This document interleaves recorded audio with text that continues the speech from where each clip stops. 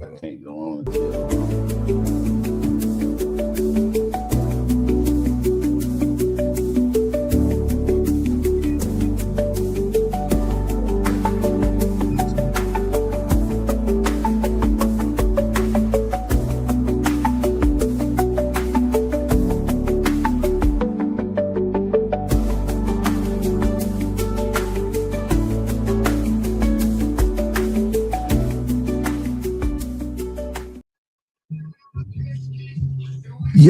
Yo, welcome to another episode of In the Mirror. It's your boy Jimmy Jam, and today I got a special guest in the building. I got my son in here, Mr. Corey Champion. Yo. So today, so you know what I'm saying, before we get started, Corey, you know what I'm saying, they ain't never seen you in the studio before. So just give a little bit of, description of yourself, what you do, and what inspired you to come in here today and what today's show is about. Man, today about fathers, talking about fathers. I'm a new father. 2 years in. It's been a journey. But man, it's nice. Thank you. Yeah.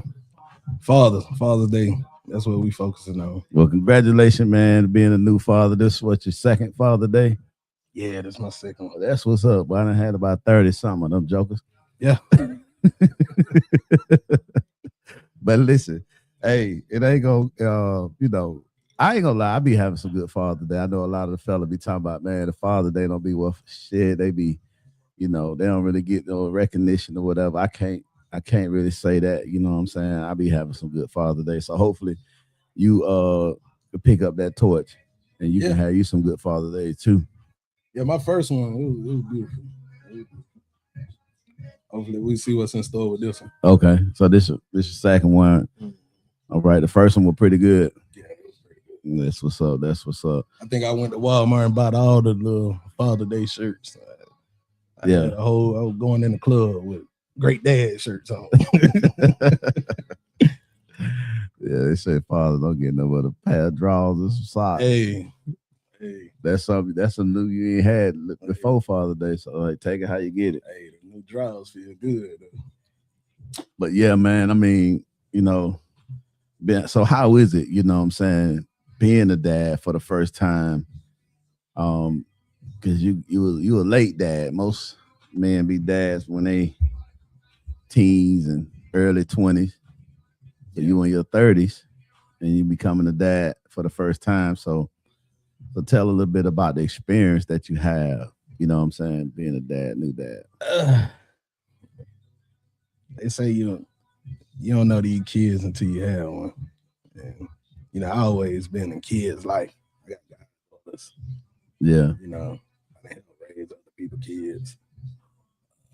And the blessing about my baby girl is she got sisters. So I was able to become a father before she came. It's rewarding. At the same time, it's challenging. It's a lot of responsibility. Yes. Right. Especially if you want to be there. Yeah, for sure. Right. And definitely the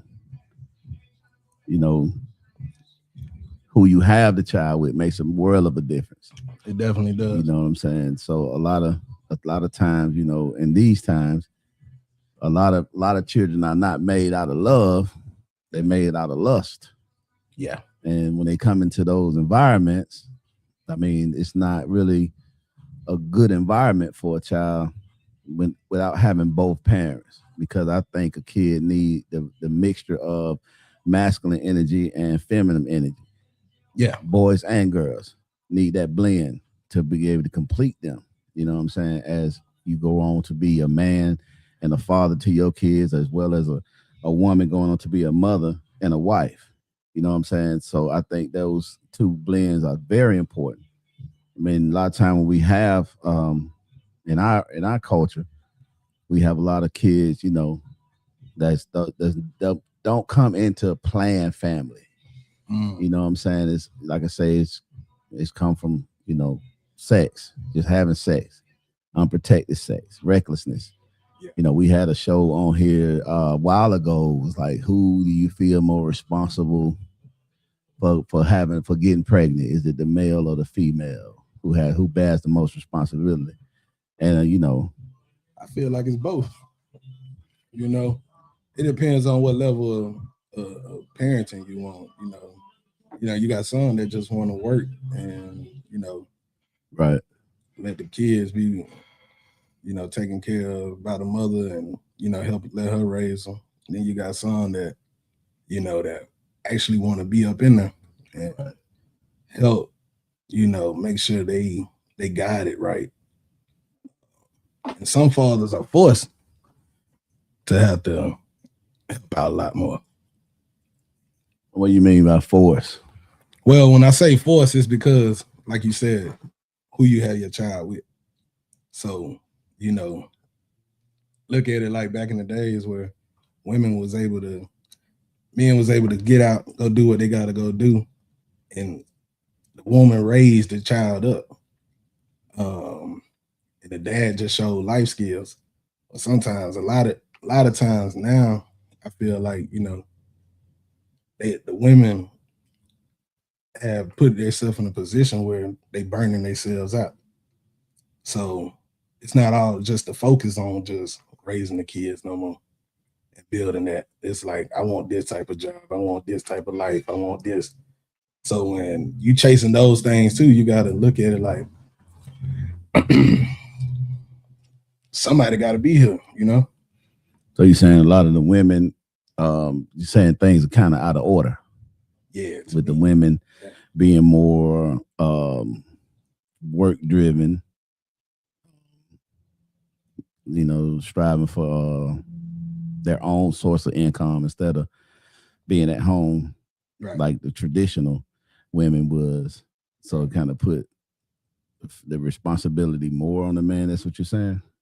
I'm just saying it's put responsibility on both, because men now too, we chasing stuff that, it ain't just a 9 to 5 either.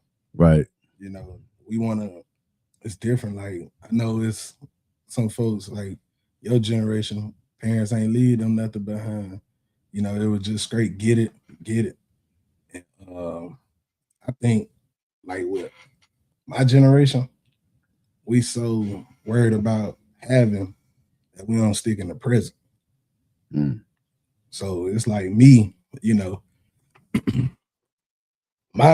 me having a child at 30, what I was 31, I was somewhere around there.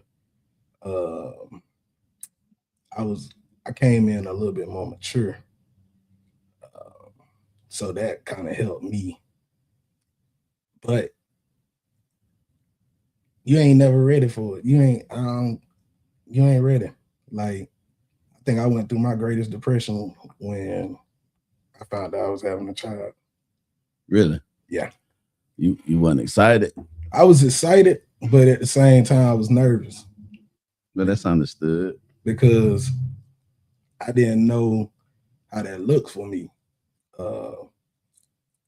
Mind you, I only had like you and my grandfather that could only show me what a man looks like, So father figure wise, I was like, ugh. Yeah, it's tough. That's tough, when you, and then, I had my uncle, like, Reggie, that actually showed up. But we close to age, we like brothers, so we learn together. Y'all learn together. Right. So we just pick up, the responsibility of what we saw. Right. Then we gotta do some things that we thought was right. And so I think that just going down that lane, like, man, am I gonna be a good dad? Am I gonna? I swear, I thought about that almost every single day. Every day. You kind of worried about it because of how, coming up as a kid, you're not really having that like relationship that you wanted with your original dad. And it kind of make you a little nervous that you definitely don't want to be putting your child in the situation you was in. Right. But at the same time, it's like I said, a lot of time it'd be so easy to do it because a lot of time people feel like, shoot, I made it without a dad, so it's okay. Right. But it's really, really not. But you always have somebody to look at. You know what I'm saying? In some cases, you always have somebody like me. I could say, my dad was there, but he wasn't. You know what I'm saying?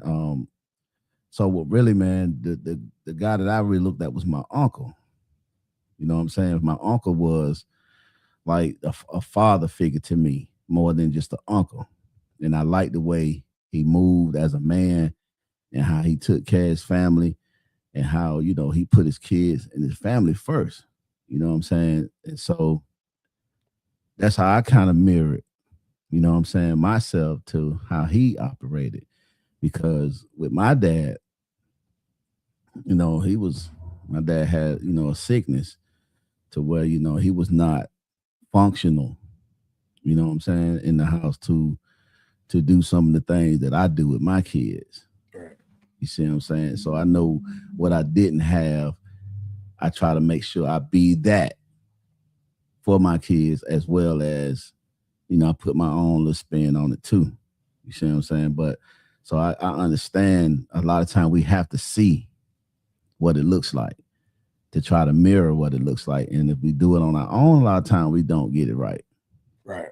Or we have a bad example, we don't get it right. And if you had a controlling, abusive, physically or mentally abusive type of dad, you know what I'm saying? And you come up seeing that, a lot of times that's probably how you're going to be. You know what I'm saying? And then because it comes second nature, you don't even know it because they're just part of your personality.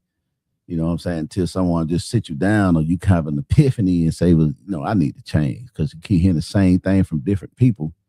Then at some point you have to look in the mirror and be like, oh, it ain't everybody else, it may be me. But a lot of people don't have that type of humility these days. It's always point the finger, play the victim. Yeah. Because they get you the best sympathy. But no, you don't really hear people take accountability, be like, hey man, I need to really check myself. I really need to get in the mirror and do some some soul searching. That's the thing right there. That soul searching, actually getting the help that you need, building your village as a man. And that's what my journey been on lately. Just making sure, I'm doing the best I can. At the end of the day, it's like I got a couple resources, but every day you still learning. I'm not prideful no more when it comes to certain things, especially when it comes to my child. Right. Whatever work I need to do, I'm gonna do it. And that just because I ain't trying to be the greatest dad of the world. I'm just trying to make sure I don't mess up my child and add things that I could have avoided. Right. And make sure she got a safe space. Right. It's gonna be things that pop up, especially when you dealing with a situation where you co-parent. That's another challenge. But you try to align. And Jada got a mom where, she gonna make sure she's smart. I mean, my daughter, she got older sisters, but she has where she's advanced at her age. Right. Definitely. But her mom is like definitely 27 years old already. Yeah. She know what she want. She know what she gonna. Hey, that girl know what she want. Right. And she bossy, but she's just the apple of my eye. Like she's me. So she make you go harder. Make yourself going harder, man, and making more sacrifice and realizing, hey man, I got to take some stuff. Sometimes these folks on their job be saying stuff I don't like. Hey, I got to swallow that. Swallow. I don't know how many times I think I done bit my tongue. Yeah. In situations, even when she wasn't even here yet. Like right. when her mom was pregnant, and I was like, man, certain things, certain places I just wouldn't go no more. And certain things I just wouldn't do. I wouldn't put myself in those predicaments just because, you want to get back home and see your child. Like, Right. That's the beautiful thing, you know, coming home to actually see your child. And I think for me, that's my biggest challenge now. I have my daughter a lot, but it be those days where you used to coming in the house and like you hear, Yeah. you know, the commotion of the kids, the messiness of the kids, you know, that stuff you take for granted sometimes until you walk in a house that's quiet. And then you looking around and you're like, man, this is a change. Right. It could break the strongest man down. You know, especially if you want to be an active father. Yeah. Some people, you know, they out here, they bumping and going. They bumping and going. I got a baby. Look, they look like me. That's not me. I can't. I don't know. And I get advice from left and right, but when it's about your seed, you know. Right. You definitely want to be there. Yeah. On a day-to-day basis. So you, even when you miss 24 hours of their day, you know, that's on your mind all day. You thinking about that, like, wonder what she ate. Hope she okay. And it's like that. And it's like that because you're the first child. Yeah. I gotta go. But if you had about 2-3 more of them, you'd be trying to hide. Hey, look, I be. So you'll be trying to hide from it. It's not, you know, and everybody got their own way of doing things. You know, I can't really, you know, I was kind of cheated out of a first child because I had a child, you know, that, you know, wasn't mine, that I thought was mine. And then when my actually first child came along, at that time it was my second child. So then years went through, and then I found out it wasn't my child. So, you know, I didn't have that, you know. Yeah, that could be challenging, right? Yeah, that, you know, it can be, it definitely dealt with me. It definitely you know, did something to me. I called the oldest champions. I called Uncle Will. I said, put that camera on. Hey, that don't mean nothing. Hey, it don't, but man, that girl. It don't. I mean, because I'm, you know, I went to school with him, so every time I looked at him, I'm like, man, you look like my father. You know? So yeah, that don't mean nothing. You right. know what I'm saying? Right. It just, you know, it's unfortunate things like that happen. And you know, but it definitely I feel you, you know what I'm saying, on that. Well, I did get a chance to bond with my kids, all of them, you know what I'm saying, from the time they were born, and which is the most crucial time, you know what I'm saying, as bonding with your kids is from birth and, you know, until, you know, it's never until, but if you can get those early stages with them, that's when the trust come in. That's when they learn to trust you. And once they trust you, you know what I'm saying, it gets a little easier as a parent, you know what I'm saying, to kind of guide them. But if you come in from really not having that bonding mechanism, like you're saying, being a co-parent, a lot of times co-parents fathers only come around every other weekend and birthdays and holidays, and that's it. So you really don't get a bonding time with your kid. And that's why I applaud you and Jazz for what y'all doing with Jada. You know what I'm saying? Being able to have her, you have her week, she have a week. That's excellent. And I wish all parents, co-parented, that's not able to stay together, would raise them kids like that. Yeah. Because it still give them a balance in a way. You see what I'm saying? She still get time with her dad through the week, time with her mom through the week on a day-to-day basis. You taking her to daycare, picking her up, taking her home, feeding her, bathing her, and all that right there. So that's your bonding time. Right. That's when she's learning to trust you. You see what I'm saying? Getting to know you better, knowing that she can have a safe space with you. Right. You see what I'm saying? But a lot of kids don't get that from the dad when he's not in the house. So they never get a safe space with their father, male or female. You see what I'm saying? Because I think both kids need safe space. Yeah. You know what I'm saying? You need to be able to come talk to your dad. Hey, dad, you know, got the girl I like, you know, well, the blase, and you like, sit her down and talk to him and be like, hey, bro, you know, abstinence is what it is. But if you're not, then protect yourself. You know what I'm saying? Be responsible. Don't be reckless. Don't be around here just dating girls and having sex. You know what I'm saying? To have those conversations with them and them to listen to you. You know what I'm saying? Is another thing. So I get it.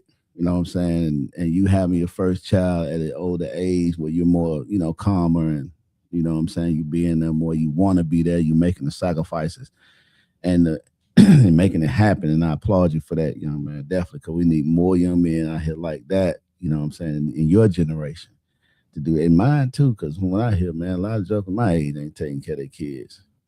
And you know what? It's crazy because I hear that and I see it, but I do see a lot of fathers out here doing it. Like, Right. I go to I go to like some of these groups like at church, they had authentic manhood. And you'll be surprised how many fathers struggling with the same thing. Even if it's co-parent or even in the house, and it's like, when you fear something, it becomes your reality because you're afraid of it. Huh. Right. And so I had to stop fearing things, and because it'll make my anxiety just go crazy. I'm like, man, I'm over here trying to be the best, and nobody can, the person that mean the most don't see it. Right. But then I had to turn my eyes to another direction. And like, we all got our own trauma, we all got our own problems, but my child don't see those things that she's seeing what I'm doing consistently, right? How I treat her. And so having that unconditional love with her, no matter where you come from, no matter what your past was, no matter what you can do, she don't know money yet. She don't know certain things. She just feel the love. And the joy, just like coming down here with her, just the road trips with her. It's like, man, I can kick it with my daughter before I kick it with anybody else. Right. Like, and when she away from me, it's like, man, it's like your cup it empty, with having her. I asked myself, would I want to have another child? That's another question I asked myself too, because I'm like, man, I would never have another child out of wedlock. Right. That's one thing I told myself I just would never do again. Because all the stuff that a father got to go through when you out of wedlock. The legal part of it. Yeah. And I appreciate my child mother. We do, when it do come to time again, Jada, we don't bicker and batter about that. I recommend people to get a co-parent app. We got a co-parent app. We on schedule. We on calendar. We seen the week wasn't working week by week because my daughter like consistency. So if she ain't away from her mom too long, she'll be acting a little funny. When she away from me, she'll be acting a little funny. So we like, we might have to change that up. So now we do 4-3-3-4. We just rotated like that. Right. So it's ways around it. And I hear different people say, they do 2 on, 2 off, 2 stuff like that. But it's challenging because especially when you're in a professional field, like, and you handling business all day, and you are a single parent, like you don't got no help. Like where I'm at, it's just me. Thanks for joining us, Hope. It's just me in Atlanta. So I got my friends, but I ain't got no family in Atlanta. So when I got my daughter, it just solely us. It just something pop. That was me hit the mic. Oh, okay. PTSD. hey, we in the 706. Kill lumber. Oh, what? But man, you know what I'm saying? That like I say, man, that's a good thing that y'all able to do that. That's the biggest part, you know what I'm saying? Since y'all are not gonna be a couple and y'all have a child, it's good that y'all able to put aside your differences and be able to co-parent and be fair. Yeah. You know what I'm saying about co-parenting, man. And we need a lot of that, man, because I know I never got a chance to go through that. you know what I'm saying, co-parenting. I mean, it was always just one-sided. And, I don't want to put mine out here like that, but it can be frustrating, it can be exhausting. You know what I'm saying, to have to go through the baby mama drama. Right. For her not able to put her emotions aside and do what's best for the child and not how she feel towards me or towards the men. And I know a lot of women just can't do that. I mean, you can say what you want to say, and but I mean, no matter how many women he cheated on you with, if that has nothing to do with him being a father. You know what I'm saying? Right. No matter what. I mean, if he abusive, if he physically, he's danger to the child, I get that part. Right. That's a whole nother conversation, and we ain't even on that. But if he just hurt you and, did something towards you that you didn't like, and y'all have a child together, don't use that child as a fighting tool to be able to try to get back at him. Because all that does is messes up the child emotional state. Yeah. Because the child see that. They can hear that. They might act like they playing and stuff like that, but kids be watching. They hear everything. And they only going to do what they see. They're not going to do what you tell them. Right. They're going to do exactly what they see, especially when they get to a certain age. They are not listening to none you say, but they watching everything you do. So a lot of time, man, as parents, we have to understand that what you do in front of your child is detrimental to their growth. Whether it's in their relationships, whether it's in their relationships with other sex or with their children or whatever, man. So many people today are still dealing with childhood trauma. Right. You know what I'm saying? And I'm speaking in my age group, you know what I'm saying? I'm in the 50-year-old age group. And just think about it. You got 50-year-olds are still dealing with childhood trauma. And they done probably been married a couple times. They done probably raised their kids, because most of the people my age, their kids are out. They doing their life. They in college or militaries, married or whatever the case may be in the field. They grown already. And then you still in your childhood trauma. Yeah. You know what I'm saying? So you don't think you giving your children some of that. You see what I'm saying? Ooh, you know what, Pops? Hey, I'm working on that right now. Right. Identifying that, you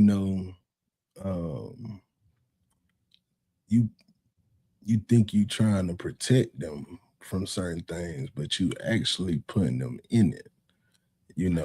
When I'm hard on myself. So I really put myself in a position where I'm like, man, I think about it. I think about it all the time because I was.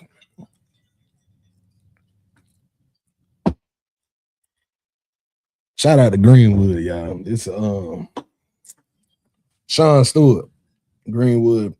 They made sure we had a Father's Day whiskey for this conversation. Black on. Y'all see me pouring it up. I thought I had moved. Hey man, it ain't smooth. I'm over here like it's smooth. Shout out to Greenwood. Yeah, Greenwood whiskey, man. It's in most of the stores. Catch you a bottle. They got something for the women too. Celebration is caramel flavor, but it's whiskey. I don't think I want that caramel flavor. We guts I got, but yeah.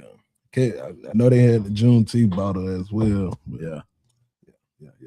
But yeah, man, you gotta identify those childhood issues that you're dealing with and not cover them up and pretend it's not there. Well, you don't know that you actually going through that until you had to, like, you gotta be a person that holds yourself accountable. Right. Like, and lately that's all I've been doing, My trauma is not her trauma, and my triggers not her triggers. We cut from two different cloths.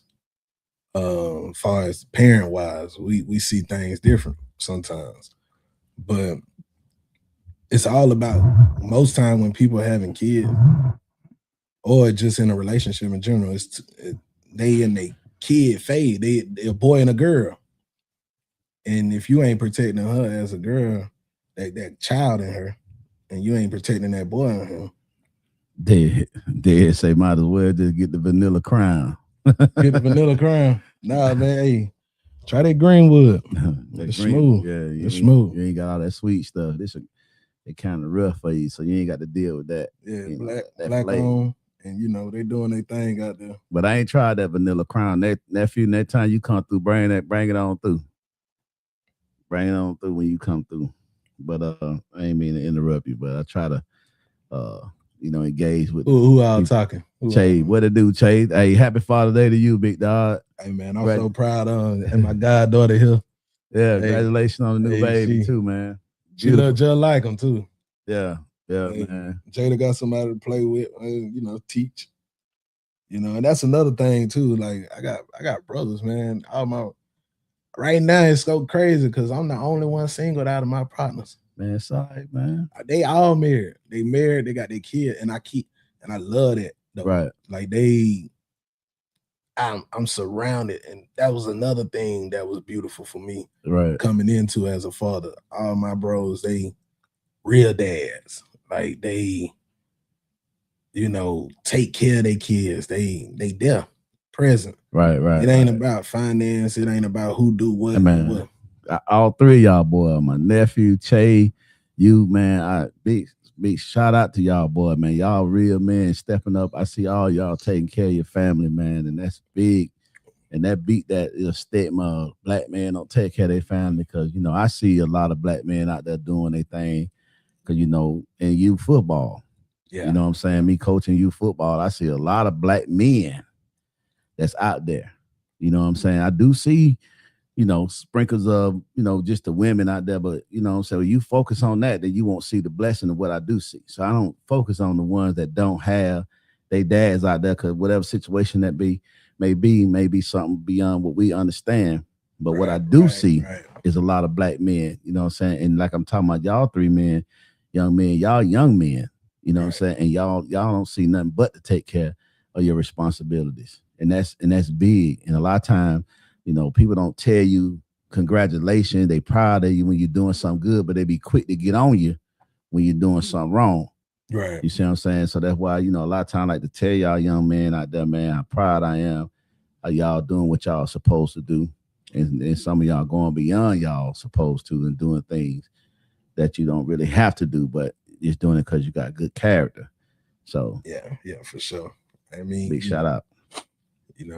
Appreciate the Pops, but we it's a reason why we push like that. I know for me, it's a reason why I push like that. And it got something to do with your childhood trauma. But once you stop fearing it, you actually be able to. So what are some of the reasons to make you push like that? Man, wanting that growing up. My grandfather was a blind man. He was going blind. As I was growing up, and my grandfather raised me as much as possible. This man taught me how to cook, how to play cards. We used to play cards with quarters inside a Crown Royal bag. We again were teaching me quarter by quarter, and everything I learned from garden to making sure start my grandma car in the morning. We had duties. My granddaddy just didn't just let you just do whatever you wanted to do. Right. The structure was there with him. I used to, see my grandfather folding clothes, taking care of the house, being present. Now, Master Sergeant was a Master Sergeant champion. Yeah. Hey, sharper than a knife, man. Hey, one word. My grandfather ain't never put his hands on me. Yeah. My grandfather say something to me and I'll just cry. Like it's just a grown man. Me and Reggie up in there crying. Like we in trouble with it. We in our late 20s, like yeah, but yeah, he was a only role models I had physically was you and my grandfather. And so knowing that when I was younger, I used to ask the question, why my dad don't want me? Damn. Why my daddy don't want to be around me? That what Dad just said. That made him go hard, not having a father figure as a child. So that make him definitely double down and want to be there. Yeah, and you put yourself in some positions that, man, it's certain things I done did in the mix of a breakup, and then like I would have never did that if it wasn't a child involved. Yeah, emotions there, what, man? Because you know you want to be in your child like every day. Right. So the adjustment was crazy, but that not having that father figure, you know, I ain't gonna lie. In those early years was in the crucial. early years, Yeah, in the early years, crucial. And I appreciate you how you came in my life. You know, you ain't never try to push up on me like, oh, I'm your daddy. Go. You know what I'm saying? You ain't never, man. It was moments that I never forget. Yeah. I mean, I'm over there riding down the road thinking I'm that guy with the Coca-Cola car riding down the street, you know, sitting up high, you know, and that thing bought me a lemon. Man, I was stuck on. I think I was in like Valdosta. Yeah. And no, I called everybody. Nobody helped me. Like, called my pops. And I know I still owe you. I know I still owe you.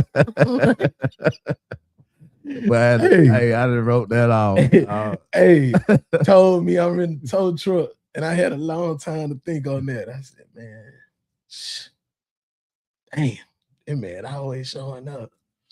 And you know, I was hard-headed, I was misunderstood. Hard-headed is it's a misstatement. I'm still hard-headed. It's another one. But I'm working on it. I'm working on it. Hey, and see, the thing is, I'm working on that right now. I'm trying to be better with not being. You're gonna be better, you know what I'm saying? Now you got a baby, man. So it's gonna change you a lot. You're gonna understand some of the things you took your mom through, some of the things you took me through, some of the things you took your grandmom and granddad through. You're gonna understand now that, you know what I'm saying, you had your own child. So oh yeah, I see it. I don't know how y'all was doing this. It get different, you know. I don't know how you came in with. You came out like where I'm at probably right now at that age. You about 15, 16. Yeah.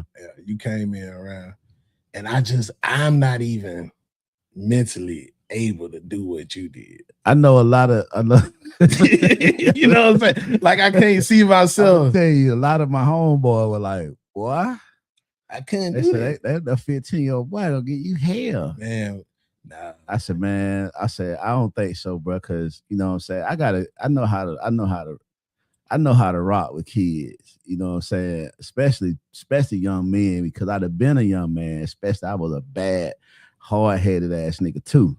Yeah. You know what I'm saying? So I can relate. I know coming in hard, laying down rules and laws wasn't gonna do nothing but cause a lot of confusion. Right. You see what I'm saying? Because at the point in time where you was at, all you had done, I had nothing to do with. Yeah. You see what I'm saying? So when I came in, you know, it's almost like I tell people this scenario. I don't know if you know anything about double dutch. You know, when we was in Miami, we used to do the girls used to do a lot of double dutch, where they got the two ropes and like jump rope. Yeah. And you gotta figure out how to get in on the two rope, because they going two different ways. So you got to be able to get in, and so it's the same thing as coming into a relationship with a woman that have children, especially when a teenage child, and especially a teenage child like you were. You wasn't in the right place. You wasn't in school.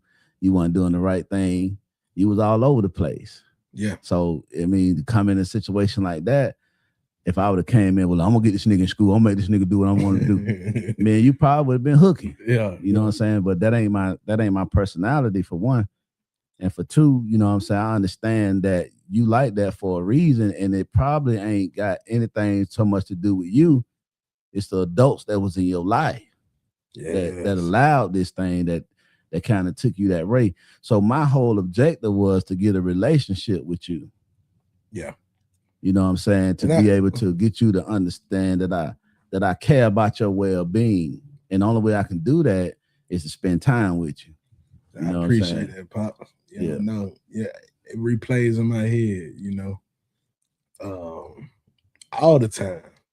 To be honest with you, it's one of the places, I go to therapy every week now, and it's certain things. Che, don't steal it. What Che said? I love that analogy. I'm stealing that. What you say? I guess you talking about when I was talking about with the double dutch. You know what I'm saying? When you coming into already made family. That's what my dad used to say. Yeah, already made family. You know what I'm saying? You just can't come in there and laying down your law and making, especially when the kids are up in age. See, I didn't take that. I didn't do, and I take accountability on that part. Yeah, I didn't move how you moved around me. I've been trying to protect kids like because of my trauma and not what's really in front of me. I'm laying my trauma like, oh no, they don't need to do that because this, that, and that could kind of cause so much. It's gonna do that. Just think if I had came in there like that, you know who the fuck is this nigga, man? Yeah, nigga, just showing up, how you gonna come in here telling me what to do? So that would have built resentment. You'd have had resentment. Yeah, off the rip. You know what I'm saying? You just in your mind, you think you trying to protect them, but in reality, you trying to fix something that happened to you. They ain't got shit to do. Ain't got nothing to do with you. Right. You going through what you were going through ain't had nothing to do with me, bro. I inherited that. Right. You see what I'm saying? So it's like, how do I fix it? Yeah. Because if I'm gonna be here, I gotta fix it. But I can't enforce myself and I can't push myself on it to try to fix it to where I come in here like I've been with you from the time you was born. Right. Because you don't know me. I don't know you. You see what I'm saying? So that's why we did fishing. We took those trips. You know what I'm saying? We rode around. You rode in the truck with me. This was the time that I was bonding with you. And I got to see you change. Right. You know what I'm saying? So with the car leaning. Yeah. Like the stinking line. You see what I'm saying? So, hey, we was all going through some stuff. I mean, black people, we all go through shit together. Yours might be different. Mine may be different, but we still going through stuff. You see what I'm saying? So we got to try to learn to understand each other and meet people for where they at, and not where we want them to be. And see, that's how I roll. I don't expect nobody to be like me. I don't expect you to think like me and do shit like me. So when you don't do stuff like me and think like me, I ain't ready to write you off. You see what I'm saying? Most people, I hear it a lot. If you don't rock like I rock and you don't do it, I ain't got nothing to do with you. I don't want to fool with you. Just think about it. God was like that with us. And then a lot of these people call themselves Christians who had that same mentality. So just think, if God was like that with us, if you don't do what I tell you to do, you don't move like I want you to move, I'm going to ask you out of here. And don't go extreme. I know somebody probably listening to it and feel like I'm shooting them, but I ain't. Don't go extreme talking about folk doing all kind of crazy shit that's detrimental to your safety. That ain't what I'm talking about. You know exactly what I'm talking about. Right. I'm talking about people that don't operate the way you think they should operate. They don't think the way you think they should think. They don't move the way you think they should move. And you feel like just because they're not moving in your approval, then you should X them out of here. You done with them. Right. Because those type of people I see, those type of people are transitional people. They transactional. Transactional. That's what I mean. They very transactional. So they are incapable of loving someone. When you transactional, you are incapable of showing true love to anybody that need love. You see what I'm saying? Because you're right about somebody going through some shit, especially a kid going through some shit, and you just to the point where you ain't gonna do what I say you do, I'm gonna write you off. You ain't never loved them. You ain't love them. You see what I'm saying? You ain't love them. You're so conditional to where people don't meet your conditions, you ready to throw them out of here. Right. That ain't love. See, that's what I deal with. What's up, Taylor? I fell in love with not just my daughter. I fell in love with 3 other girls too. Okay. You know, it was for me to had to try to challenge that. I mean, the kind of, because they, like I said, they kind of gave me that father figure before I became a father. So that right there was a pool. It's not like you just lost one, you lost 4 when you everyday situation. Now, when you gotta, it's like when that type of situation, kids involved, it's like a grievance. It's like you looking at a funeral or something.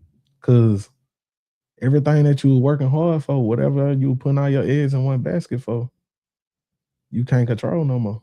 Cause it ain't in your control. So now I have to sit there and see what I can control. Right. And what I can control is what when I do have my daughter. And people say sometimes I'm lenient. I'm too lenient on Jada. You know, I don't care what nobody say. When you missing that time, I'm not a materialistic type of person, but me and her gonna have some memories together. Me and her we gonna have a ball together. Right. And if she cry, I'm attentive. I'm there. What's going on, baby? That's right. That's your baby girl. And she tough. She tough. She fall right now. She gonna get up and say, uh-oh. and she tougher than me. Right. I'll be surprised, but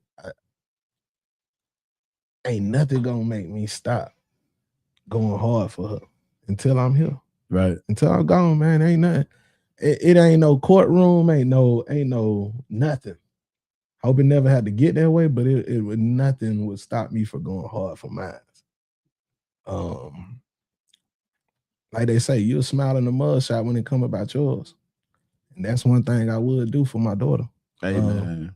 Hey, you already know I'm like that anyway. It ain't. Hey, I done seen you. Hey, and that's another thing. You the reason why I show up, man, because if you the percentage that you gave me, man, I stayed in plenty of fights. And it been some battles that I'm like, all right, let me call my pops. Yeah, and when you pull up, I'm like, man, my pops showed up like this. You know, that's a beautiful feeling. I'm pulling up, baby. Out of the jump out, and they like, hold on, wait a minute. They ain't know my daddy was that dark. You know what I'm saying? They thought he was a light-skinned dude.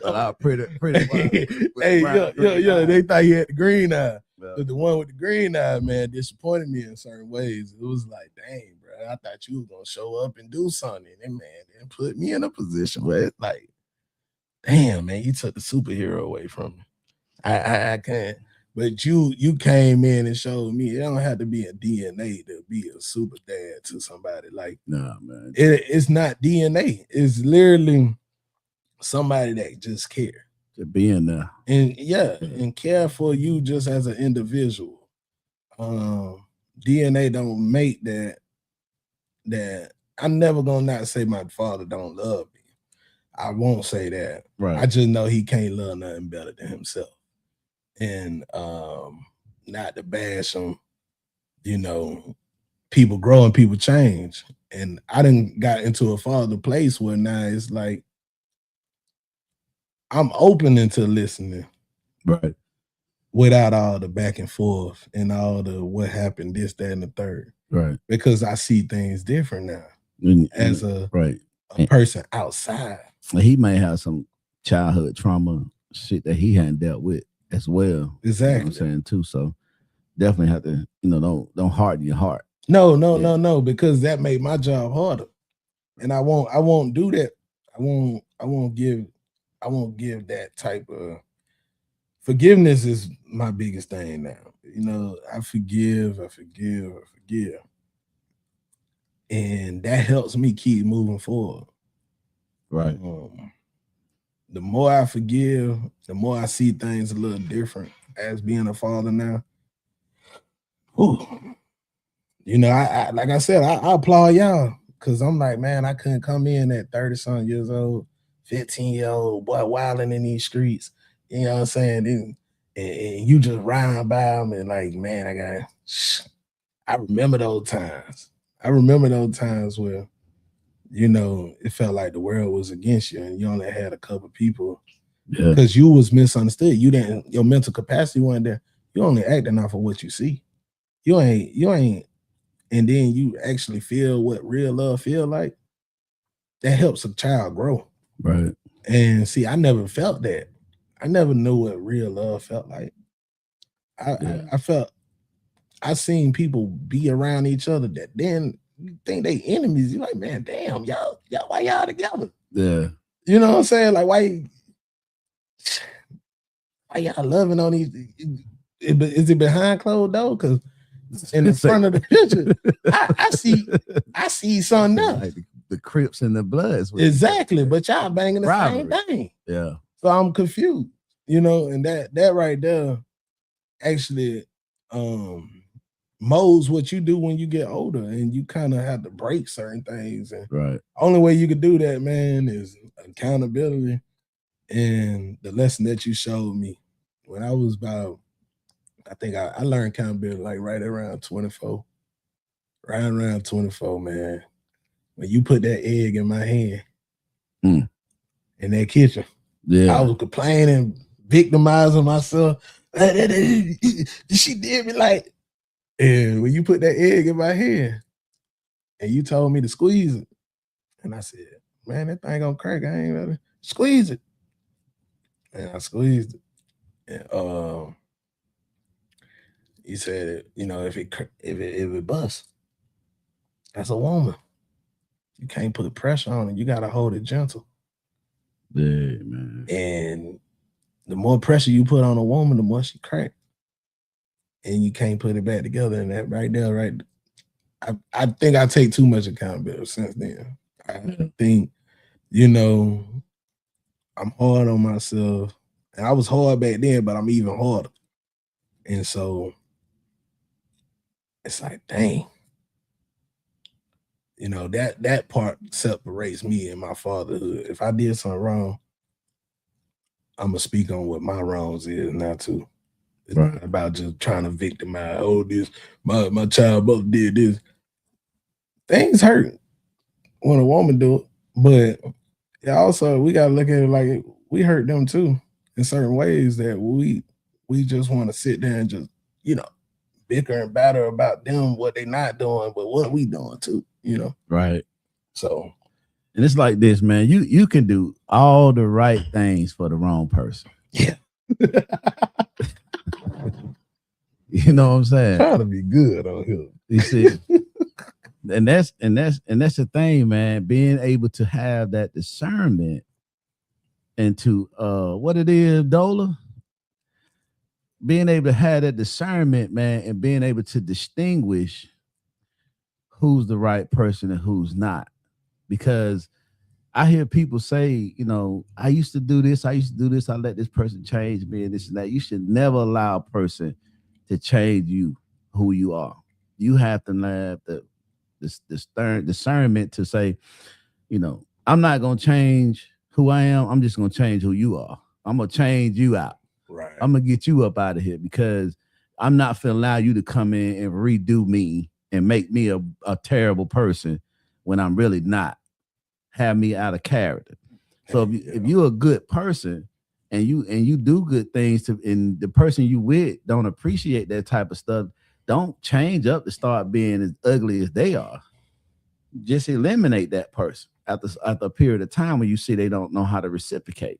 Right. It's like some women are not wife material, just like some men are not husband material. No matter what you do for them, they will never be able to conform into that just basic principle of a spouse. Yeah. You see what I'm saying? They just can't. They not made for it. They just whatever they went through in their life, whatever DNA they have, I don't know what it is, but they just not that. So and you can't waste your time with a person that's just not that, trying to make them that. You see what I'm saying? Yeah. So You know, it's that's a tough, but you know, it's because you don't know that until layers and layers. You gotta. It's like that's why you don't know. That's why now I'm in a season like if I see certain things, I'm not immediately cutting you off, but you ain't got too many stripes with me no more. Just because it's like I got my child involved. Right. You know, if you can't identify as a woman that I need to that right coat. Everything ain't for everybody. Exactly. Yeah. And some people chasing stuff that they ain't working hard for. Yeah. That's another thing. Most women want to be married. But why? That's what I asked. Why do you want to be married? That's the big one right there. Why? Because why? I had to go through I've been married, so I had to go through that, you know, and see certain things different. Right. And you vows strong, man, especially like death and sickness and health. Better for worse. Right. Love and obey. Hey, you don't know it until you have to go through it. So you had to walk in that shoe, right? Yeah. And a lot of people, like I said, a lot of people ain't cut out for it. They more for the moment, you know, because the wedding day, you get all the attention, you get all the tangibles, you know, you get the dress, the reception, the cake, the ring, it's just the stuff that comes along with it. And that ain't even the beginning. Yeah. You know what I'm saying? Because it's so easy to go out here and get married. You can go down the street right now and pick you a woman out and just say, and date her for a couple of minutes and marry her. Right. Just like that. But it's hard to stay married. Just like it is for people to make money. It's easy to make money, but can you keep it and multiply it? You see what I'm saying? Right. So the same thing with being married. You see what I'm saying? When God gave Adam Eve, he said to be fruitful and multiply. Can you multiply within the marriage and stay in the marriage and not just do it for the show? And because I've seen people spend 6 figures on weddings and it don't even last a year. The marriage don't even last a year. And that's a fact. You see what I'm saying? It's like you done went all out to do this, to have that moment and had a great time. But as soon as you go home and you start really working with each other, paying bills, trying to come up with plans and seeing each other for who each other really is, you don't even last a year. You see what I'm saying? So it's like, it's easy to get into that. And we know if you've been divorced and you had property and stuff like that, for the man getting out of it, it's terrible. Man, it's terrible getting out. And a lot of people don't speak on that. Like they want to think that a man just supposed to jump up and just like, oh, you a man. Man, listen, when a man surround his whole life, like when he's in that relationship, a committed man, it's all about what's in that house. It's not about nothing else in this world but what's in that house. So your whole world changed. And it's like, even without a ring, you know, even if you was being a family person with someone that has kids or you got kids by, a committed man focus is in that house. So when he had to take his focus off of that house and go out of that house, that's the hardest thing ever. Because to this day, I still act like I'm in the house. Like I go to work and then I go home. And then I'm like, man, you know, you could do all kind of other things. But those are good habits to keep. I'm gonna keep them. Keep those habits. I'm keeping them. Right. I go home. Keep those habits. I clean up. I make sure everything's still set a certain way. And I keep it that way just because I'm not trying to lose what my goal is. And I ain't gonna lie, all I seen was family men. Right. You was a family man. My grandfather was a family man. Y'all might got a lot of kids. But you know what I'm saying? Y'all family men. Like, I don't see Hey, I'm gonna read this what Coach said. Coach, Codola. Now he got some kids. He says spending a lifetime with someone every day is everyday work. Most folks can't even keep a job, let alone involved with a life partner. That's big for sure. Yeah, for sure. Yeah, that's for sure. Because but you gotta have somebody that want that, man. That really want to go through all those different changes. People want the Robert J. What to do, Janae? People want the butterfly stage. They don't care for the ups and downs when you got to sit in the hospital with somebody for months just because they sick. Right. You ain't ready for that. Then you don't need that. You can't wipe their ass. And I'm just be real. If you can't wipe a person's ass, don't look for marriage. If you can't sit there and have to teach a person how to read again, don't look for marriage. If you got to be prepared. Because ain't nothing gonna look the same. People change and health situations, and man, I done actually sat down and watched mine just sit there and just shaking in her sleep, and you got to jump up right then and there. You ain't got a second to think, because you're somebody's life in your hand, and it's deeper than that. And so, in not one time you thinking about yourself at that moment. You thinking about, I want to see them live. No job matters. No nothing matters. No money matters. Being married is selfless. It's you got to be committed, man. And if you ain't in it for the right reasons, you'll put yourself in a position where you could damage somebody's life. Money, you could come back from that. Finances, you could bounce back. Right. But that life or death situation, when you got to argue with nurses and doctors and try to make sure, because ain't nobody going to advocate for them people. You got to advocate, and you got to look up stuff. You got to learn stuff. Man, I know so many medical terminology now just because of being with somebody. Right. There's stuff that I wouldn't even know if I was just by myself. Right. But you hadn't went through that. Exactly. With your spouse. Right? Yeah. And we talked about that on one of our shows. Moving on from a spouse, that passed away. Will you be able to do that? Do you think you're able to do that? Man, that's another thing there. I don't think I would.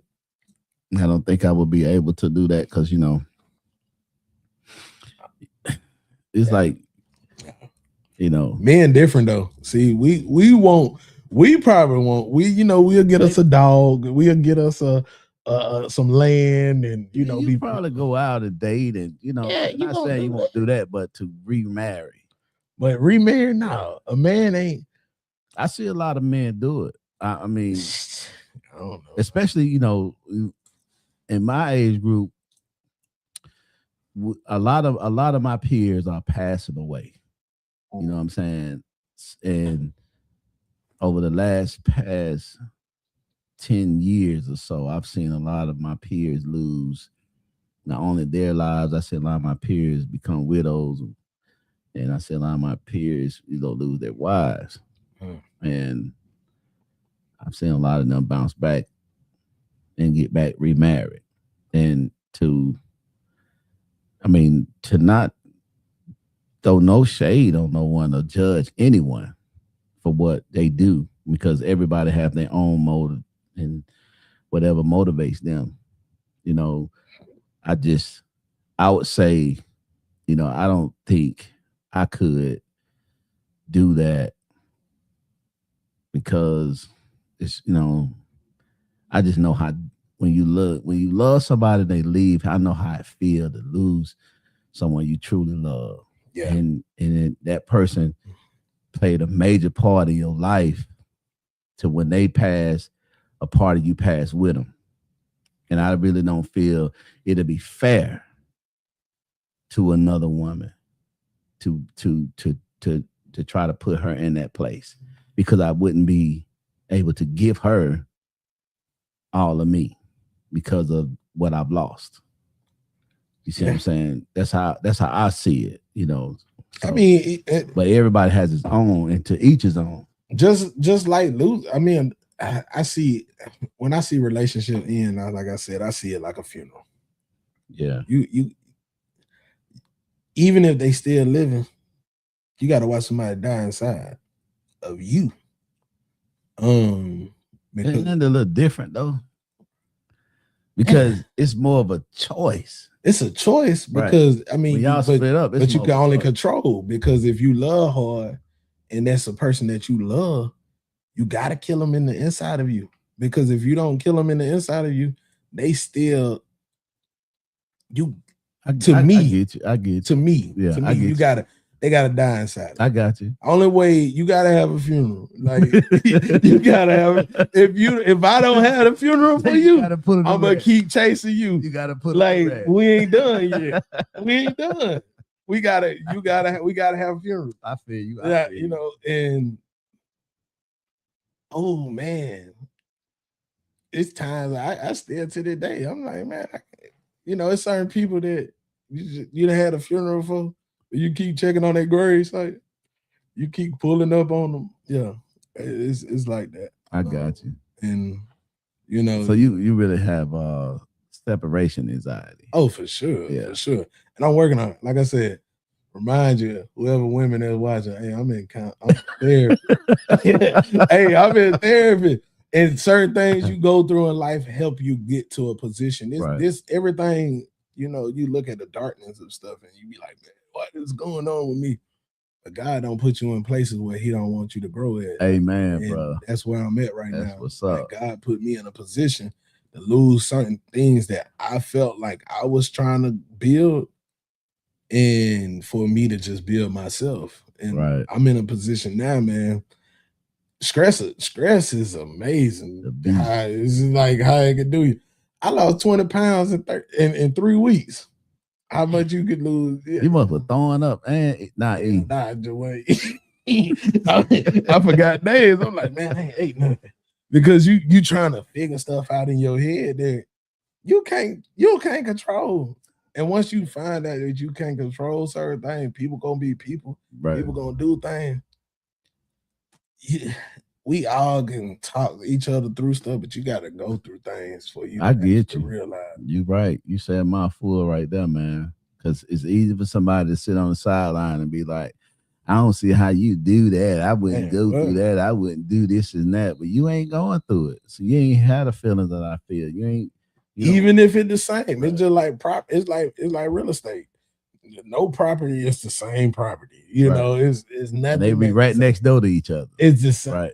It's what you went through, what I went through. It's a lot of things that you done went through that I felt like I done went through too. Right. And you didn't try to coach me from not going through it.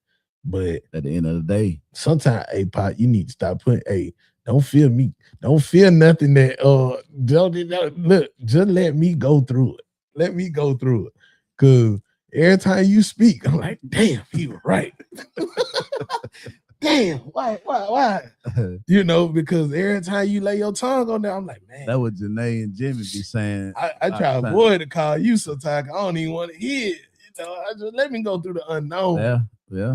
Because you done been there, you done seen it. And my granddaddy always look at me like the wild child, but the crazy one at the same time. Get that boy whatever he want before he nut up. Yeah. And I sat around the old heads growing up. My biggest thing is protecting kids and elderly people. Don't play with elderly people and kids in front of my face. Yeah. I don't care about you grown-ups. You growing up. Right. And you could get a lesson taught. But somebody that already done been on this earth way before me, I'm gonna respect, yes, ma'am, yes, sir, no, sir. And that's just how I move. And if they disrespectful, I just distance myself from and remove myself from that situation because you don't know what they done been through in life.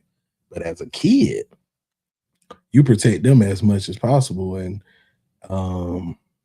I see things different as far as a kid aspect because I didn't have that much protection. You went through it. I had to go through it. Is it because most of the part I was hard-headed? Yeah. Is in most part I was misunderstood for sure. But as far as a kid, I'm so big on that about protecting kids and letting them be kids because I'm seeing kids do things at the age that I wasn't even doing. And I'm like, man, that's beautiful. Yeah. You still have that imagination. That is beautiful to be Yeah. there. And I ain't had it. I mean, I had to just get punched in the gut and like, hey. It's Janae Thomas, son. Yeah, dad always right. No, that ain't always right. It's just certain situations that I could see it before you get there. I mean, you could just see some of the things because one thing about me being the baby of 5, right? Yeah. And then between me and the youngest, it's a 5-year gap.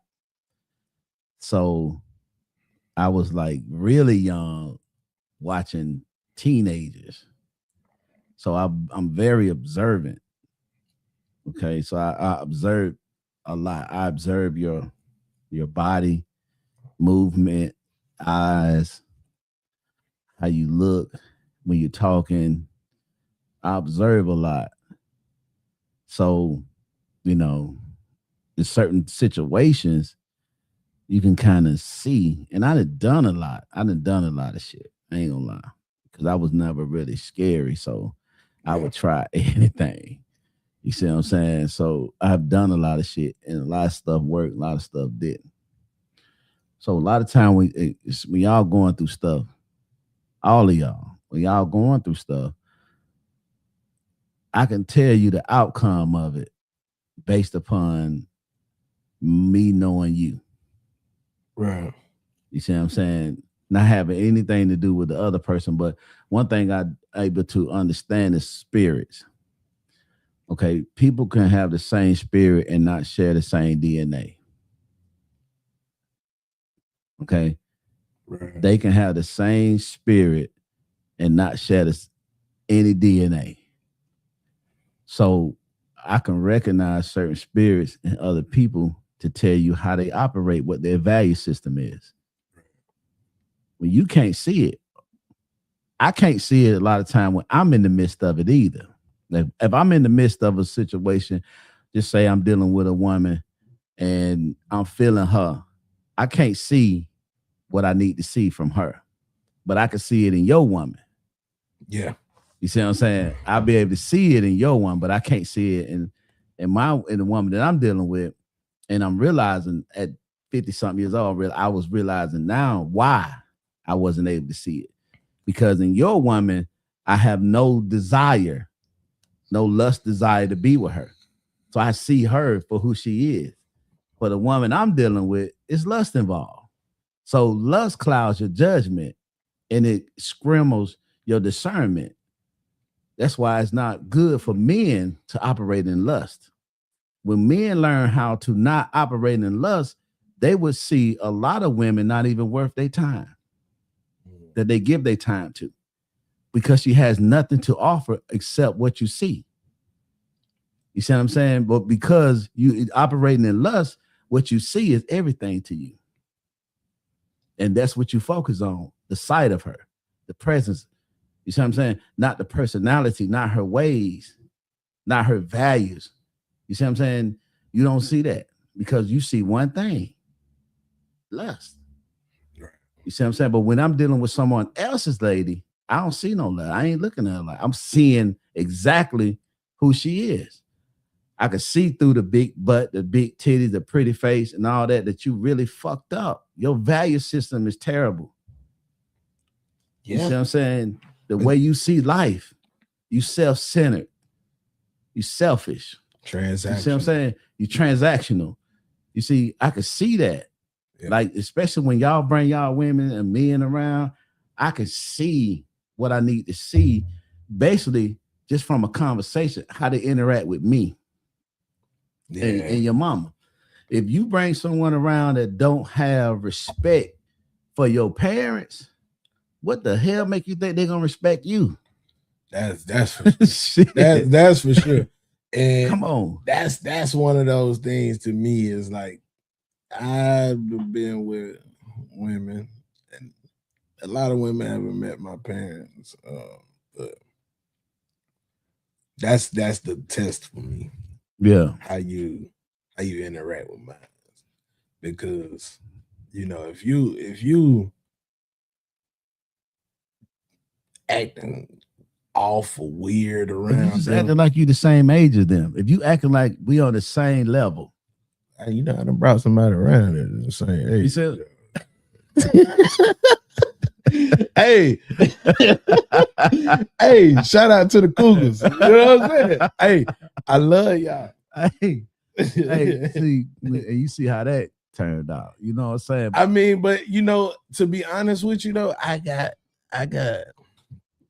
man, I don't have no issue with an ex of mine right now. Like, age matters. Age does matter because you could bite out too much, you could chew, that you can swallow, and that's something that I have encountered and I learned. Like, oh snap, because like you said, everything in front of you could be pretty good. It's like, oh man, you see, right? This what's up. The devil told Jesus when he was in the wilderness for the 40 days and 40 nights. He said, I give you everything you see if you worship me. So it's the sight.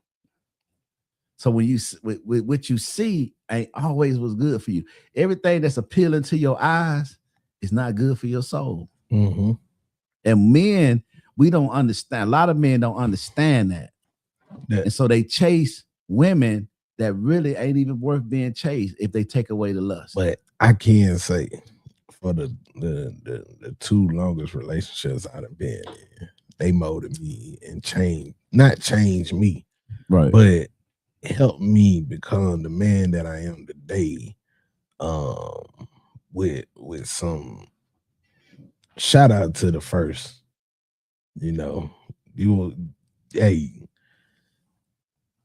that right there is a different subject because it was somebody that I never can see. Like, I never experienced them like around me, familiar spirit, none of that.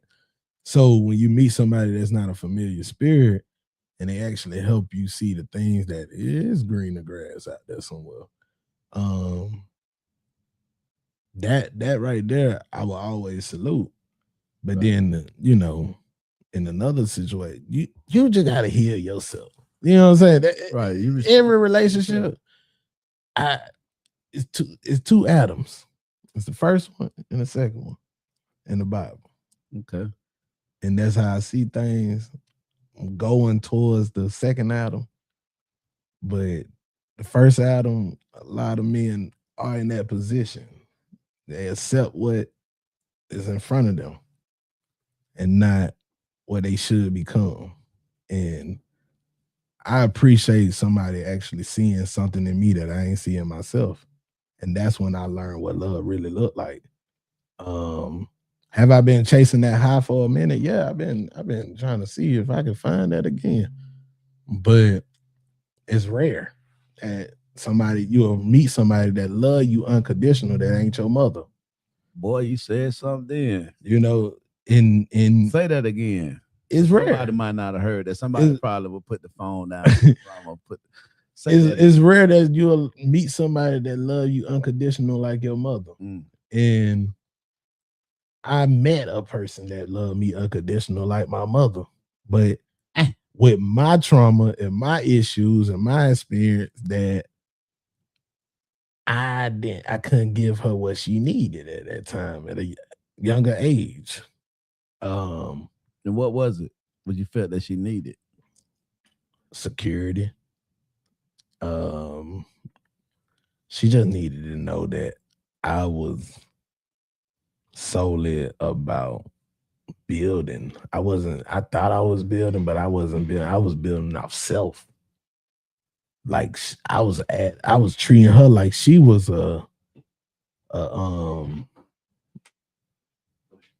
not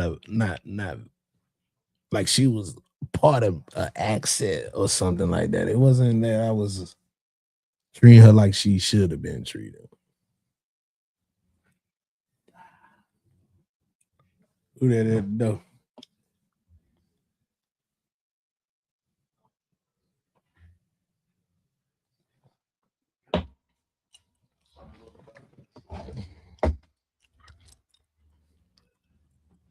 Big dog in the building.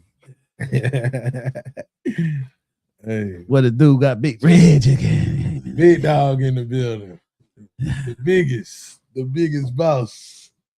Hey, you don't know the camera can see me. The biggest boss in the building. You want me to put the camera on you? All right, I'm gonna put the mic. I'm gonna put the mic so you can talk. You know what I'm saying?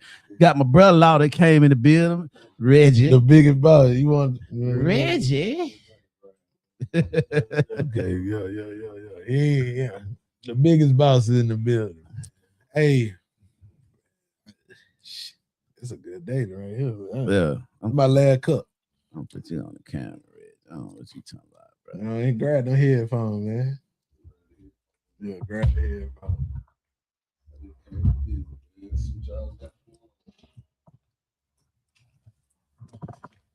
There you go. Let me see. I want to do that.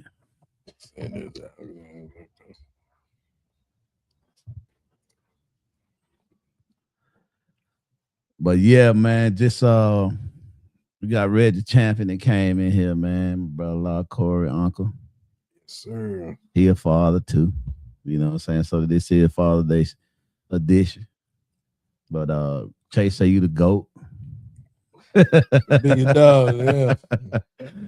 We got the GOAT in the building. But you know, we were just chopping it up really, man, about we had got off of the Father's Day thing. We just talking about women, you know what I'm saying? And some of the mistakes we made in choosing, you know, some of the women we chose, you know what I'm saying? And some of the one we kind of, well, I ain't gonna say he was doing that. Yeah, you know, he was saying, well, he let go, you know what I'm saying? Well, he lost. Yeah, I started going down memory lane, man. You know? Yeah. I started going down. Water, you ain't drinking?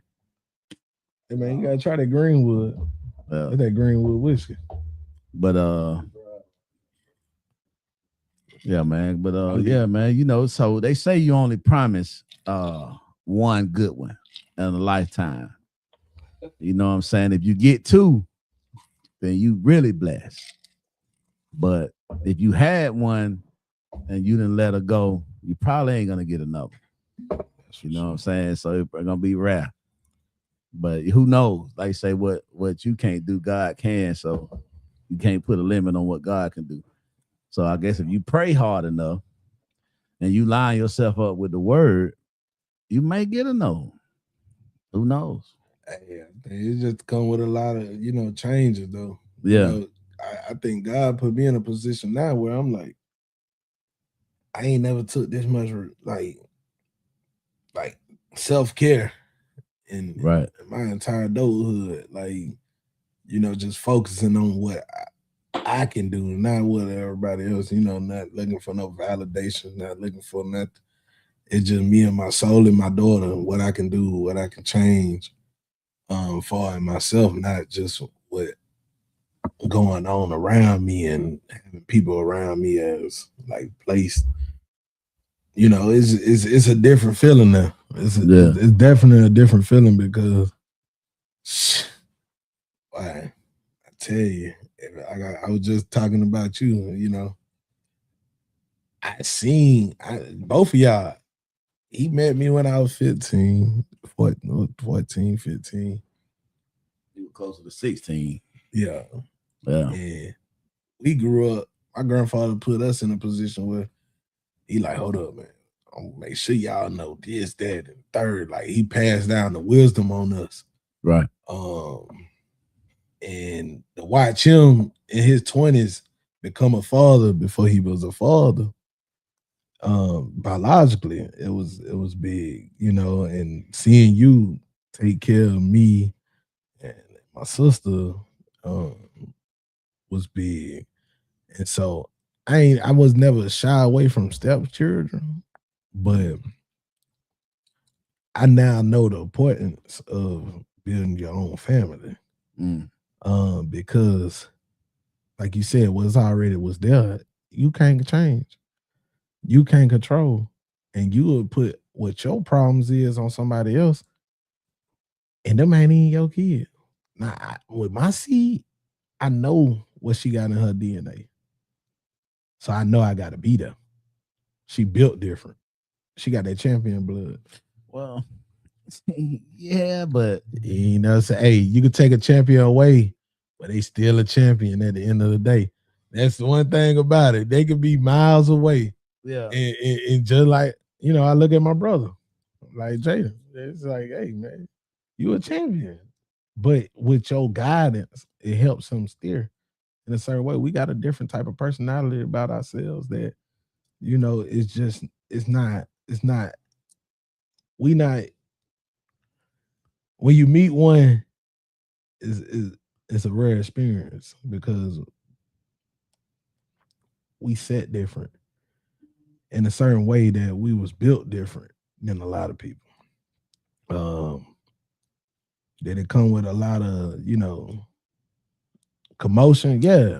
But you won't understand us until you been around the block or next to us. You know, and that's how I see certain things. We always been about kids. This man right here, 4th of July coming up. He got his focus on something else right now. But 9 times out of 10, it's all about the kids. Yeah. Kids. I ain't never, man, when I say I salute both of y'all too, just to be in the room together, y'all don't understand. Like, he ain't never want to see me go down certain roads. And you didn't want to see me keep continuing down certain roads. You can't ask for more than that. You know, and when we was at my grandfather's funeral, and and you made me realize that God put people in positions to actually carry on, to keep you guided. You was placed for that reason, because I don't know how would I continue without that man, you know? right. Shit, that was my best friend. Right. I know that was his best friend. That was somebody that we looked up to in ways that kept us on manly duties. And just to hear him say, you know, he proud of you, he proud of me, that was enough that we needed to hear. And I applaud him, man. When people tell you the impossible is not possible, and he made that possible happen, right, man. Hey, bro, I know one thing. I know he proud of you. He proud of you is like a mug, and that's for sure. I know that. But you know what I'm saying? Hey, big and ball, man. Ain't no trophies for this shit. It ain't, but you know, long as we know. Yeah, in the eyes. Hey, you can say what you got to say on here, baby. You know what I'm saying? Yeah. Nah, it ain't. We get. Though, man, being a stand-up guy ain't no trophy for it. So you gotta do what you gotta do in life. Make sure life goes the way you want it to go. You know what I'm saying? Yeah, for sure. Right. It ain't no rule book to it. You know what I'm saying? So you damn sure right. If you think about life, you want to teach your kids the things that you didn't know. You know what I'm saying? So so they can do better in life. You know what I'm saying? So you don't want to go down the same road that you went through and make the same mistakes you made in life. You know what I'm saying? Right. So that's why you try to do better in life. And a father is the first person that show their kids that is a person out there that can do things that other people can do. You know what I'm saying? I'm like, what I can't think of the word is, but like first role model, that's what I'm say. A father and his mother. You know what I'm saying? Both of them they kids first role model. So if you're doing some bull, you know what I'm saying, out here, your kids gonna see that. You know what I'm saying? Right. You don't want to do that and stir kids the wrong way. You know what I'm saying? Anything you do, you know what I'm saying? Right. Even though if you do bullshit, you know what I'm saying? So you gotta live life how life goes. You know what I'm saying? Because life's an obstacle. So anything get thrown at you right now. You know what I'm saying? So you gotta learn from your mistakes every time you do shit. Especially when you got kids watching. You know what I'm saying? Yeah. Right. Yeah, we were just talking about that earlier before you got here. Yeah. That kids gonna pretty much do everything they see and nothing you tell them. Yeah. They don't do a damn thing you tell them, but they gonna do everything they see you do. They gonna see that shit. They gonna want to do it. So you definitely have to be mindful of what you do in front of these kids, man. No doubt. But you ain't got the razors, ain't you? Reggie walked in. I just want to tell you, like, how my dad did. Like, when we were growing up, shit, we didn't see them drink behind closed doors. You know what I'm saying? Nah, yeah. We didn't see them smoke no cigarettes. Right. When they came around, we got the hell on. Got to go. You know Gotta go. 3 ice cubes. We went in grown folk phase. Right. Hey, just fit that cup with 3 ice cubes. Yeah. and you about your business. Get out of here.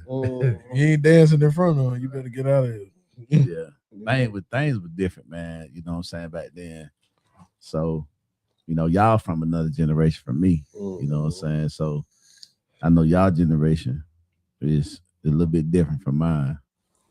See, and kind of really. sort of not We really all 10 years yeah, apart. A little bit. Yeah. but because our parent, well, you know, I was raised by my mom, grandmama, and daddy. Right. So I was in the house with them. So we got the old school, like, and I think that's the hardest part about now. Yeah. Because it's so like we see things different from how our generation see certain things. Like, yeah, but y'all peers, because most of the time kids are influenced mainly by their peers. All the time. You know what I'm saying? So your peers, you may have had grandparents, you know what I'm saying, your mother and father was older, but way older. But your peers, you see what I'm saying, is what kind of you grasped the culture of your peers. You know, we were different. You know, back when we was coming up, it wasn't shit for 17 niggas to meet in the street with some sticks and bats and fight that shit out. But now it's they got it's none of that. Yeah. You know what I'm saying? It's none of that. Right. It's none of that. Right. I remember on Sundays, man, we used to all get together and play football, neighborhood against neighborhood. We did it too. You know what I'm saying? Yeah. But they not doing that. You know what I'm saying now? You know what I'm saying? The kids ain't doing none of that now. But see, we was still in that type of. But see, we kind of set that trend for y'all to come into that. We started that. Our age group started that, going to the neighborhoods, playing ball on Sundays with each other. You know, and we would play tackle. It wasn't no guy. Middle of the street. Right.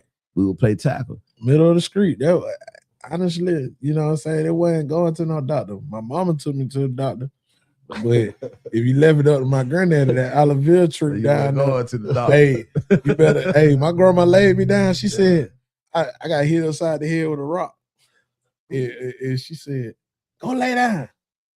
I went to go lay down. I called my mama and she was somewhere. Go to the doctor. And she said, what you do? I said, I got a head bust, but you know, I'm sleeping right now. She said, you sleeping? She said, yeah. I said, my grandma told me to lay down.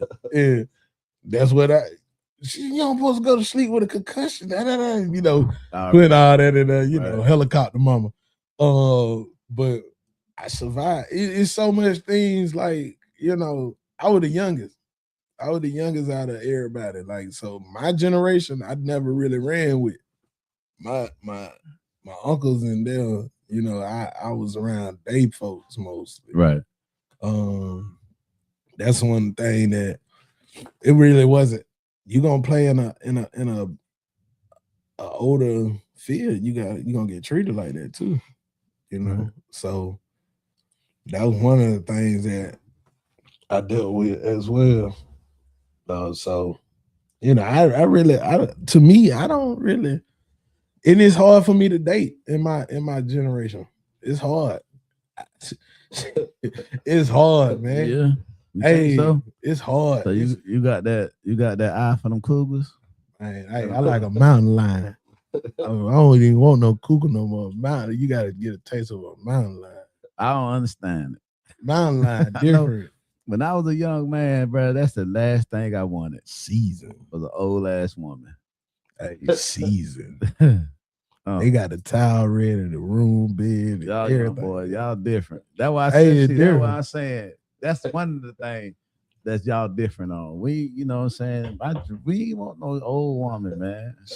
We might have looked at someone and be like, oh, you know, mom, fine. I listen to Theotis, but we ain't want them. Not like that. I'm just old, man. Yeah. Hey, I'm just stuck in this body. Well, get you somebody your age. Oh yeah, I'm working on a that. little younger. Don't you bring no goddamn cougar around there no more. Nah, my mama age. I ain't trying to put her back in that position. hey, I ain't even gonna do that. That's a hard. That's somebody your age, a little younger. You know, me, like I said, shout out to my exes. We all good. Yeah, we all good. You know, I love how y'all. We, you know what I'm saying? We locked in. I just believe that age. I think that age a lot of shit. It does. No, it does. Like would I go that route? I can't speak, but I know like age ain't got no maturity though. Well, exactly, because you could be a woman could be like you 47 and still immature, and then you could meet a woman that's 25 and you what? More mature. And you 50. You know what I'm saying? But you know, it's just all about chemistry though. Hey. It's all about the chemistry. You know, honestly, I'm trying to get into that. We're gonna speak on Father Day. Yeah, let's focus on. Let's focus on. My daddy said, when you get old, you get your younger. No, who gonna wipe your ass when you get old? Hey, you ain't hit Pokebell though. Hey, put that Pokebell on. You get somebody 65, you 40. Put the Pokebell on. You wiping her ass. Put Pokebell on. Right. Older lady. You ain't heard that song, Older Woman. I'm in love with older woman. I'm in love with you ain't had no one clip them toenails. You young, hey man. Still young. Hey. You still young. When you get about 60, 70, yeah. I'm gonna want no 80 year old then. You ain't gonna want no 80 old. I'm not. I ain't gonna want that then. But see, you get you 120 years old now when you're 60, she will be 80. That's why you call global life. You know what I'm saying? Hey, life insurance. You know what I'm saying? Now you got the money for the younger ones. Now let me stop playing, man. Hey, life insurance stopped at 85, I think. Hey, no, but you get it. It's over with. Hey, you put a meal on there. Yeah, I'm gonna pay that $30 a month. You know. Yeah, not for no meal. Hey, you gonna pay at least $300-400. Well, yeah. A meal? Yeah. And long they ain't got no health issues. And that's it. You in good shape, right? Yeah, long they ain't got no health. You about $40. You know, you could get somebody life insurance. Not for me, no. Hey, I'm learning a new game. You ain't finna go $1 million policy for $40 a month. Nice. Nah, yeah, you right though. Your mind about it. Yeah. I talk about mine. Don't talk about your talk about my somebody ready to get you know what I'm saying? You said that. Hey, we talking about Father Day. He knocked over the side of the head. Hey, they trying to know, you know. But yeah, man. I mean, Reggie, man, just you kind of in a situation like me. You know what I'm saying? Father Day, your father ain't here. You know what I'm saying? This about the fourth, fifth one? Fourth Father Day. Third, I be feeling so short to me, man. Fourth. How was the first one? You know what I'm saying? It hurt every day still, bro. Yeah. You know what I'm saying? Especially when you got it. Like I say, I'm my daddy baby, so I used to try to do everything he did growing up. You know what I'm saying? So it hurt every day when you want wisdom and knowledge and stuff to talk about. You can't ask for no more. So you know how it go. You know what I'm saying? So it hurt when you got to think about problems on your own and try to solve them on your own, because people still going through the same thing you going through, and they ain't got the knowledge or the right direction to send you. You know what I'm saying? So it's crazy. And then losing that person that, the one person in this world that wants you to be better than them. Mm-hmm. The only person. Right. That's the one person in this world that you're going to ever meet that wants you to be better than them is your dad. No matter what your homeboy and them say and all that shit, they do not want you to be better than them. Nah. But your daddy is that one person that wants you to be better than them. And man, I just got a bad text. What that was? Man. I got to call my baby. But I know, my dad passed away on Father's Day weekend when he passed. And the crazy part about it, man, how God kind of gave me something years later to kind of soothe it. Jaden's birthday is actually the day that my dad died, June 14th. So I don't really get a chance to dwell on that day in misery, you know what I'm saying, and grief because it's his birthday. You know what I'm saying? But Mother's Day, which is another subject, is I hate that day. I really would be on the calendar to go ahead and strike that shit out. Because, I feel you where you come from now, because like me and my mama got closer since my daddy died. Right. So I try to make sure everything go right for her every day. Make sure she happy. Right. Because you only get them 2 parents, bro. You know what I'm saying? That's it. You get 2 grandmas, you get 2 grandpas. You don't get them a mom and dad. You know what I'm saying? Right. And then only 2 people really genuinely still love you these days. Right. It ain't like back in the days that you had other people genuinely love you. Now everybody out for what they want. You know what I'm saying? And what you can do for them. That's right. So yeah. You know how life is. It's crazy right now. Right. You know what I'm saying? We living in the world now, like you gotta really focus on your kids and try to stir them the right way. You know what I'm saying? Because trying to worry about everything else going on in the world, you be crazy. You know what I'm saying? It drive you crazy. It's very mental health. And like you said, talking about your parents. Like I said, I used to be with my dad every step of the way. You see what I'm saying? So when I lost him, I lost a rock. You know what I'm saying? I lost a big part of my life. So I look at people different now. You know what I'm saying? Like family members and all. You know what I'm saying? So it really stirs you a different way when you lose a parent. You know what I'm saying? Right. Like I lost my sister almost 7 years ago. And she was like my twin, so you know how that go. But it was nothing like me losing my dad. You know what I'm saying? It was crazy because me and him have talks and things that we could relate to. Like he said, we are champions, so things that we go through, he already seen, we did it already. Basically like the Bible sometimes. Like he already wrote the Bible. Right. History repeats itself. Yeah, and he sees traits that we go through every day. Right. That's what I be telling them. A lot of shit that I see them going through, I already seen it. So I can tell you how it's gonna end. Yeah. That's why I tell my son, you know what I'm saying? Right. I try to tell them, hey, I did that already. You know what I'm saying? What you trying to do, you need to find something else to do. You know what I'm saying? Because that ain't the right road. Because I already been down that road. You know what I'm saying? Exactly. Especially, man, when you live a life in the streets, man, it makes you so aware and so wise to shit, like life shit. You know, so like you got a lot of niggas went to school, went to college, went into the military, and that's another phase of life. Yeah. But when you didn't been raised in the streets, and I'm talking about, and they came from my peers, you street, right? You know, it's a lot of shit you see, especially out here. That only thing changes the faces, but the same bullshit still going on. You know what I'm saying? Everything's still the same, so you can see a lot of shit a mile away before it even happened. You know how to stay out the way. That shapes you in the real world too, though. You know, it do. You see. So I had a working father, so yeah. Things I did in life, I don't know if he did or not. Cause like I said, he had me. He was 50-some years old. You know what I'm saying? So I had an older parent. Like you probably my dad got that from your peers.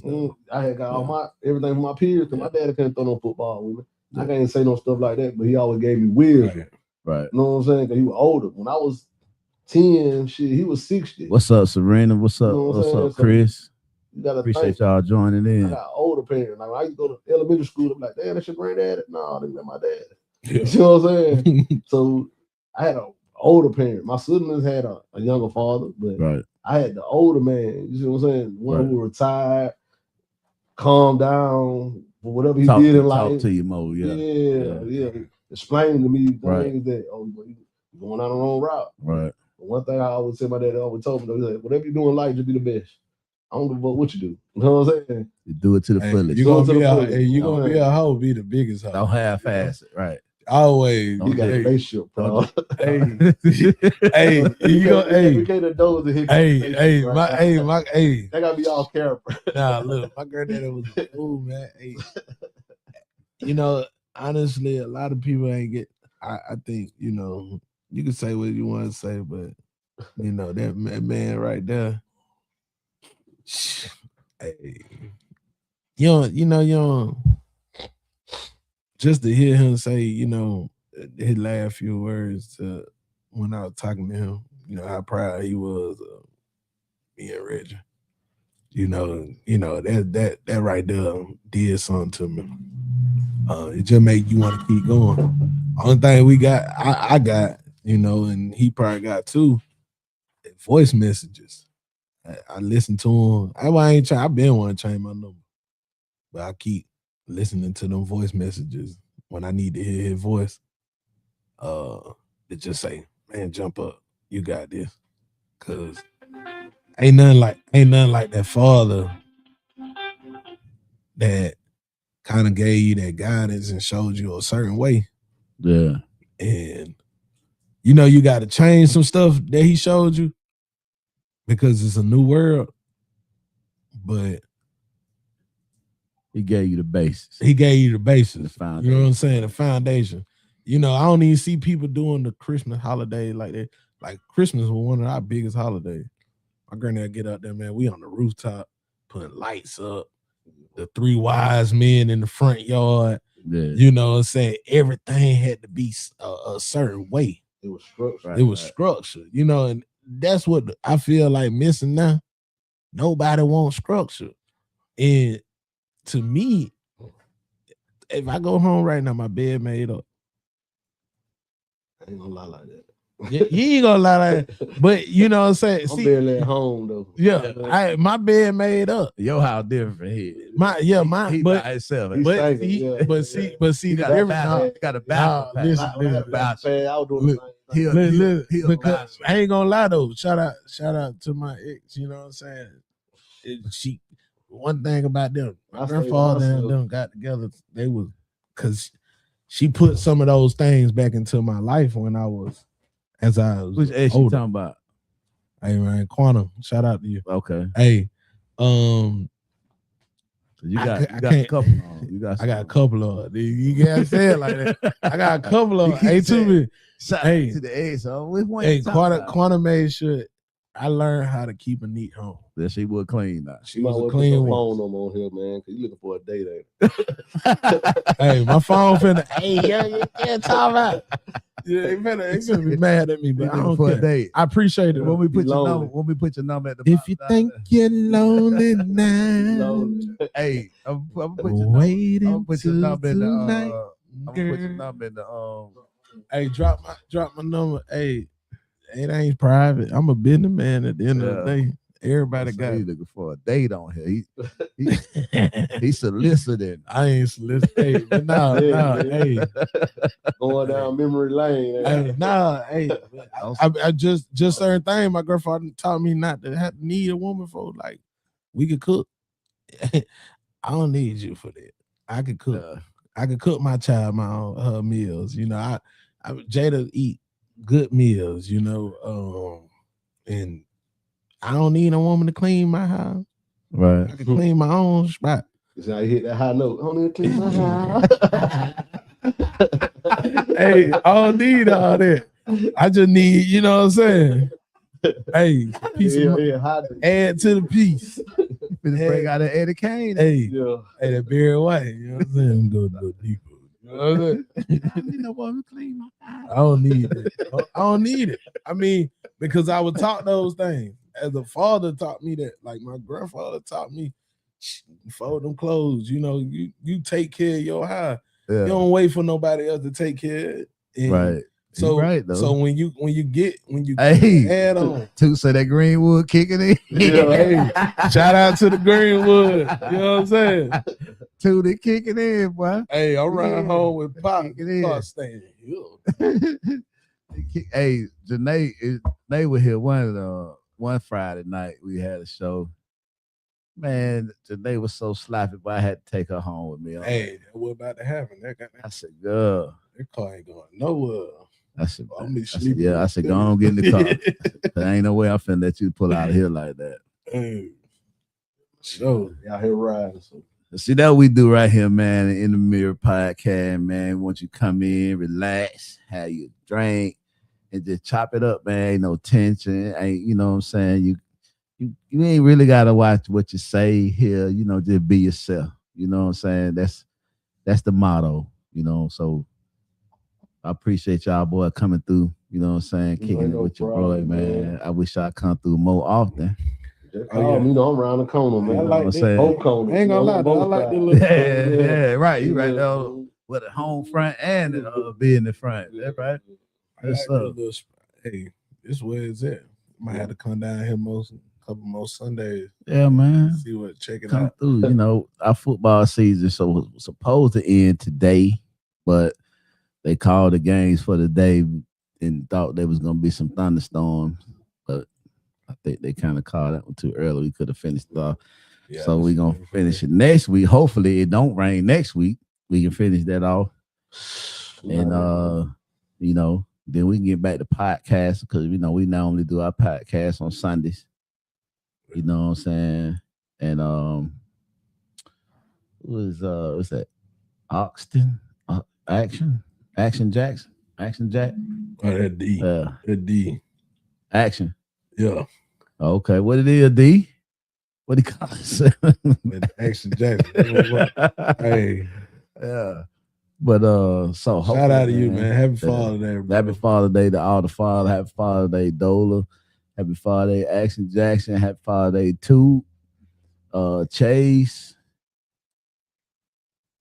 Chris, you a father. Happy Father's Day. Happy Father's Day to you, Reggie. Happy Father's Day to you, Corey. Hey, man. Before we go though, I wanted to tell you, man, I appreciate you, bro. It's one thing to come into a person's life and make something change for a better,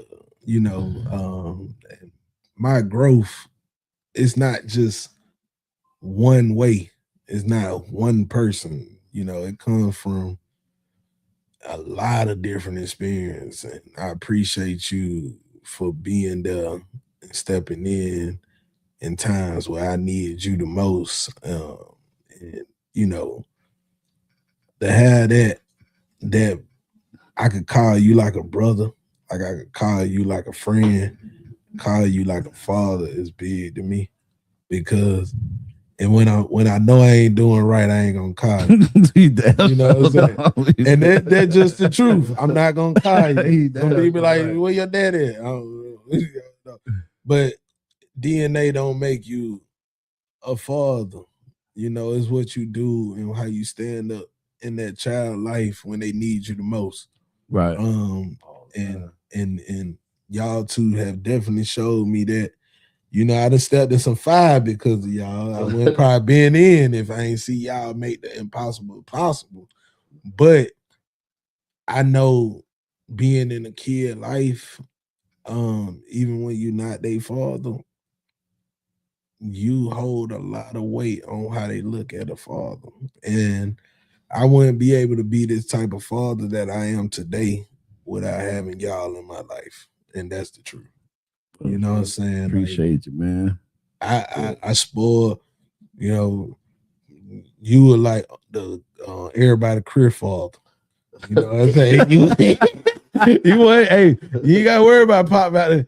35 sit them lights on. But and then this one right here, you know what I'm saying? I'm gonna buy my kid Balenciaga, He $100. He gonna spend it on. He spending $100. You know what I'm saying? But bill. He gonna make sure his kid loved in a certain. Both of y'all love, but the biggest thing is y'all show that you love your kids. And I was so afraid to be a father until I had to start looking at the beauty of what I have been shown as a father. And what you do, and what a couple more do,